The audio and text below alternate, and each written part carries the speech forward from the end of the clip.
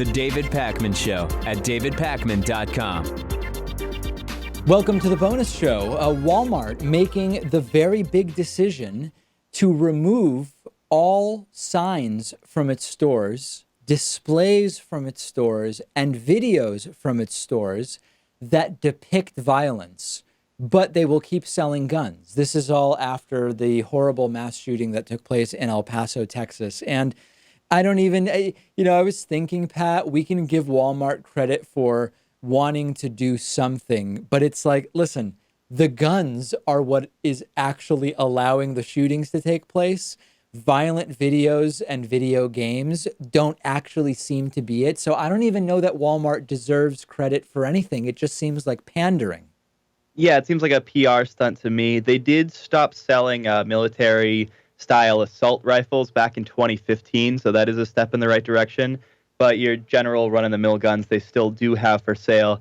Certainly not at every Walmart, but some of the ones in the South that I've been to, they have them. I'm not totally surprised by this move. They want to make it seem like they're doing something.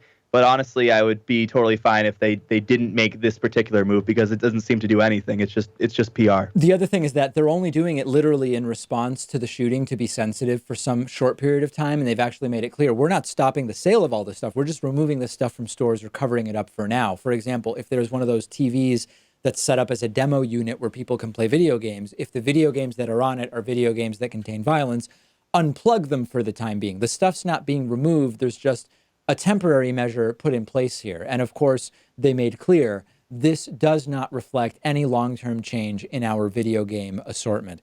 I feel like there is a real missed opportunity here for some store to really make a permanent and substantive change that, listen, we're question one is what will save lives. Then understanding that corporations just want to make money. There's also, I think, a PR opportunity to get some really good PR, build goodwill by saying, hey, you know what? We believe that we are part of the problem by selling firearms or whatever. I'm trying to think back. I think wasn't it Dick's that after a shooting made a permanent decision to get rid of firearms? I think that that actually would seem as that you're really acting in good faith and you are going to sacrifice profits on these items because you think it's the right thing. Yeah, well, I was thinking like Walmart wouldn't be the first company to go out and do that, even though they did have a shooting there at one of their stores recently, just because they're all over the country. They're in the middle parts of the country that tends to be much more conservative. The places where conservatives go to shop and do their one-stop shopping. So you'd think that they'd want to appeal to that part of the country, right? So they wouldn't be the first to say that we're going to ban all guns from our stores. Yeah. But Dick's Sporting Goods, that has a very similar demographic, I think. I mean, there's a lot of like hunting and equipment and just like outdoors equipment in general. So for them to do it, that's a big move for them. And so it's not that much of a stretch to say that Walmart should do the same thing. Yeah, this is just, it's sort of like, it's a half measure. It's a temporary half measure, and it's an irrelevant temporary half measure. So I don't know if anyone's going to write into me, Pat, and say, I'm not giving Walmart the credit that they are due. What I'm trying to figure out is how much credit are they due? It doesn't feel like really any for this. Yeah, and I guess the counter argument would be that there's still gun shops in the country. Like, it's still legal to buy most firearms in the country. So if it's okay for Joe's local gun store to sell weapons, why not Walmart? And I mean, I don't necessarily know how to address that. That is a separate question, which of course also is in a practical way impacted by guns are only a tiny portion of the revenue, or only a portion, I don't know how tiny, of some of these large big box stores, whereas gun and ammunition firearms shops are making money almost exclusively from that. And I guess that also is a factor in how we sort of interpret these things. If you live in Washington, D.C., Houston, or Atlanta, you are in the top 3 most overworked cities in the country as measured by hours worked per week, followed by Seattle and Chicago. D.C., Houston, Atlanta, Seattle, Chicago, the most overworked cities in the country, according to a new study, where in D.C., people are working 43 hours a week on average, taking 9 vacation days, and spending 35 minutes getting to work. So there were 3 factors here, primarily, that were used to calculate this: hours worked, vacation days, and commute time. San Diego, 42 hours a week, 9 vacation days, 26 minutes each way to work, with better paid family leave policies. So this is, this is difficult in that there's no comprehensive way to say what is an overworked city. There's also another issue to be considered here, which is that there are fields in which more hours per week tend to be worked, and there may be more people in certain jobs within certain cities. And so the number of hours worked may be higher, not because of anything relating to the city, but because there are more people in certain industries. So I understand the sentiment. I appreciate the idea. I think there's a lot of caveats we have to understand here. Yeah, what you just said there makes a lot of sense. Like Boston, for example, healthcare is a huge industry here. There's a lot of world-renowned hospitals here, and many people in that profession work very, very long hours, and they're also compensated well for it, but still not the best work-life balance. So that does play into Boston being one of those cities that is more work-intensive. Also, it's a little bit questionable to me to include commuting time into it, because that doesn't seem to like go to like the workplace culture. That more has to do with, I think, like how the city is laid out, how far suburbs are away from like the actual city centers where people are working. It doesn't have to necessarily do with like if the city or the state has a paid family leave, or what the overtime rules are. So that's a little bit different.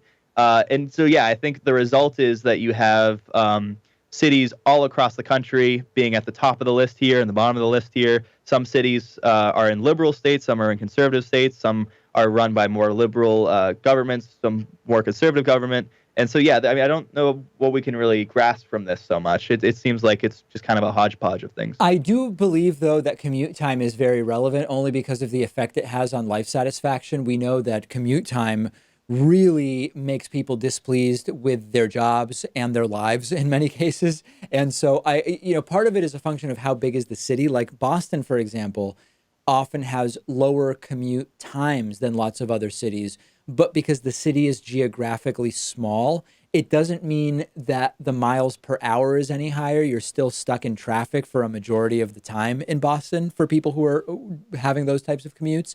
But because the city is smaller, the number of minutes may be shorter. So I think on the one hand, it is important. On the other hand, it's also very much related to the population density of the city and the physical size of the city, and may not actually tell us that much about the traffic density, so to speak. Yeah, at our old studio, I used to have to drive in. I'd have to find parking. Of course, I was dealing with rush hour traffic, and it wasn't the most fun. Sometimes it would take up to 45 minutes to get to work, and that's not even that much compared to other people. Some people spend an hour or two commuting. And now I'm just a short walk away, and it has improved my life significantly. People don't like to talk about commuting because it's just a very boring topic. It's like talking about the weather or talking about traffic. But it is something that affects their lives pretty significantly, and it's something that people do. Sometimes 8 to 10 hours a week. That's a good amount. That's like 20% of the time that you're working in the week. So, it's like an additional part-time job, significant just commuting. factor. It's crazy. I mean, I know that I'm very lucky in terms of commute time, and I have friends who are commuting crazy amounts of time, and it would drastically impact whatever the job is. It would be drastically impacted by commute time. After reading this study, I feel inspired. I want to make sure that we strike a good work-life balance at the David Pakman Show. And that's why I want to announce that next week we're going to be taking a vacation in recognition of my birthday, which was last month. We're going to be taking next week off. And I hope that you're in support of that, because I think I need one. We're doing it. Next week we are going to be off. It was planned in advance, but this study is a great reason to do it. And we actually are going to be premiering, is the word I'm looking for, a bunch of new content next week, and I'll have more info for you about that later on. The Space Force may sorta kinda be getting closer and closer to a reality. Donald Trump talked about, of course, what would a vulture capitalist think about when we talk about going to space, claiming space, pillaging the resources, and setting up some kind of space military. And a congressional conference committee, meaning House and Senate, next week is going to get together, and they're going to be looking at approving the fiscal year 2020 NDAA, National Defense Authorization Act. And it looks like in there, they may be birthing a new service that would be a so-called Space Corps, basically the Space Force that Donald Trump was talking about. It's not clear what it will do. Top Pentagon officials are resisting it. Top Senate officials are also at least partially resisting it. They are considering doing this in some kind of initial and limited way, and it would be modeled after the Marine Corps under the Navy. So it would be under the Air Force in the way that the Marine Corps is under the Navy. Still a lot of information to be gleaned here, Pat, about exactly what it will do in the immediate, but apparently this is happening. Yeah, and about a week or two ago, we did a story on the bonus show talking about how Trump wants to like slow down the increase of military spending year to year. Yeah. That's one of the things that we can cut back on, maybe in the context of cutting down our debt and deficit. But when you take a look at this, like a new proposal to add a Space Force branch to the military, right? I mean, that seems to go completely counter to that. I mean, I don't think it's like a completely outlandish idea. I think maybe one day we'll need a Space Force, but we're not necessarily there yet. And I'm just worried that in the meantime, it's going to be a big handout to the military industrial complex for purposes of like research and development, because that's kind of the stage that we're at with this stuff right now. Yeah, I mean, it's not crazy to think that as humanity expands higher and higher, right now you've got commercial airplanes that are flying up to 40,000 feet above the planet. And you have military aircraft that can go up to, I think it's closer to 80,000 feet, 70 or 80,000 feet. And it's very rare that those aircraft are ever needed in any kind of, law enforcement way in the skies. But the capabilities of the military typically are sort of expected to keep up with and exceed what is commercially viable or commercially available. It makes sense that as we start talking about private industry doing low Earth orbit flights, going back to the moon, what Elon Musk is doing, and all of these other things, it's sort of logical to imagine that the government is also going to have some means of policing. It's the way that Donald Trump is doing it as this cartoonish strongman thing, completely divorced from his actual interest in space exploration, that I find so off-putting and unappealing. Yeah, and the United States created the Air Force after World War II. Before that, it was just kind of part of the Army.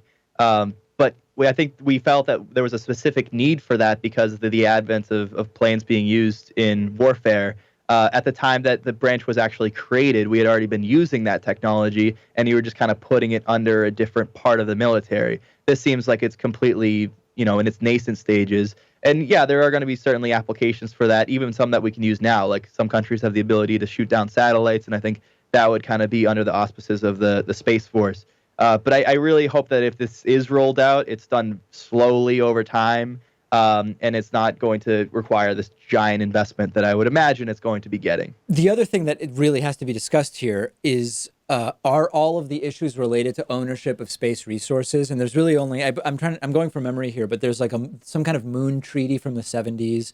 And there's one other thing. And I know that it sounds like science fiction to a lot of people, but sooner than later, this is going to be a thing. What is it, first come, first served in terms of claiming space resources or whatever else? It's going to have to be figured out. Well, I thought that you could, for a certain amount of money, pay for an exoplanet to be named after you, yes, or just like some other celestial body in the sky. So I don't know if that violates the treaty or not, but I'm hoping to get something out there named after me one day. I think it doesn't violate the treaty because it doesn't really do the thing it claims to do, and it's basically just a scam. So I think in that sense, I think you can get stars named after you as well. Who knows? Let me know what you think about. Yeah, I was hoping for some negotiating power there. Yeah, I don't know that it's going to give us too much leverage as far as that goes. That does it for today. We will keep you abreast of the Space Force developments as we go forward. The David Pakman Show at davidpakman.com.